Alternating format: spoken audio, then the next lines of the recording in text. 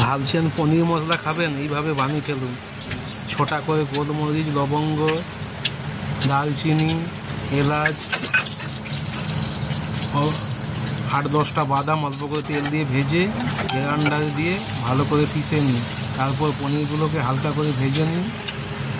ভাজা হয়ে গেলে অল্প করে কড়াই তেল দিয়ে গোটা জিরে, পানমধুরি, আদা কুচি 1/2 চামচ, কাঁচা লঙ্কা কুচি 1/2 চামচ, মিডিয়াম সাইজের একটা টমেটো কুচো,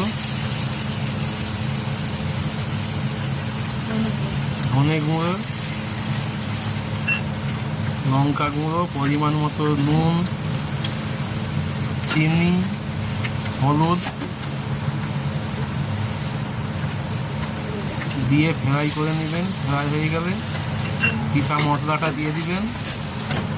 তারপরে ভাজা পনিরগুলো তাই দিয়ে অল্প করে জল দিয়ে সিদ্ধ করে নেবেন। 4 চামচ দই দিয়ে দিবেন তার সঙ্গে।